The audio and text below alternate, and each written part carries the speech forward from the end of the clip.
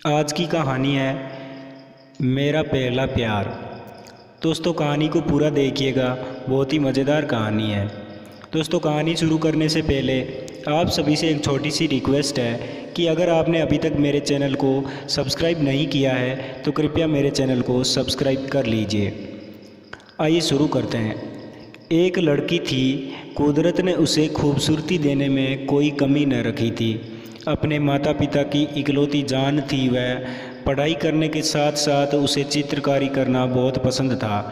प्रकृति के सुंदर सुंदर दृश्यों को बड़ी ही बारीकी से अपने चित्रों में उतार लेती थी। अपने हुनर के चलते नन्ही उम्र में ही वह कई प्रतियोगिताओं की विजेता भी बनी। उसी इस कला में बड़े बड़े लोग भी प्रभावित हुए बिना नहीं रहते। उन दिनों वह 8वीं क्लास में थी। उसके जीवन का 13वां वसंत चल रहा था। चारों तरफ खेतों में सरसों के पीले पीले फूल खिले हुए थे। इन्हीं खेतों के बीच में उनका स्कूल था। एक दिन वह क्लास में बैठकर एकाग्रता से कुछ याद कर रही थी। तभी प्रधानाध्यापक अंदर आए। उनके साथ एक लड़का भी था। सब विद्यार्थी उन्हें देखकर उठ खड़े हुए। उन्होंने सबको बैठने के लिए कहा और साथ ही अपने साथ आए उस लड़के के बारे में बताया, जो लगभग 15 साल का, दिखने में सांवला पर चेहरे पर बहुत तेज था। उसकी आंखों में भविष्य के ढेर सारे सपने थे। इतनी कम उम्र में उसने किताब लिख डाली थी, जिसके प्रचार प्रसार के सिलसिले में वह बहुत दूर से आया था। फिर उसने अपनी लिखी अच्छी अच्छी कहानियाँ सुनाई, जिसे सुनकर सब गदगद हो गए। उसने सब बच्चों के जीवन में खूब मेहनत करने और लगन से पढ़ने लिखने और कुछ बन कर दिखाने की बात कही। सुनकर सबने खुशी खुशी उसकी लिखी हुई किताबों को खरीदा। उस लड़की ने भी वह लड़का भविष्य में अपनी नई किताब के साथ आने को बोलकर तो चला गया, पर उस लड़की के मन मंदिर में अपनी मूर्त छोड़ गया। वह उस लड़के को खूब याद करती, उसकी किताब को बार बार पढ़ती और उसमें छपी उसकी फ़ोटो को देखकर उसका जी ना भरता। वह हमेशा यही ख्वाब देखती, काश उस लड़के से उसकी शादी हो जाती। तो वह खूब कहानियाँ लिखता और उसकी कहानियों के लिए सुंदर सुंदर चित्र बनाती। शायद इसीलिए क्योंकि उसके सपने और अरमान उस लड़के के सपनों से बहुत मिलते जुलते थे। यह समय पंख लगाकर उड़ता रहा। वह उस लड़के का इंतज़ार करती रही। रोज़ भगवान से उसकी नई किताब के लिए प्रार्थना करती। धीरे धीरे दिन, महीने और साल गुजर गए, पर वह लड़का फिर कभी नहीं आया।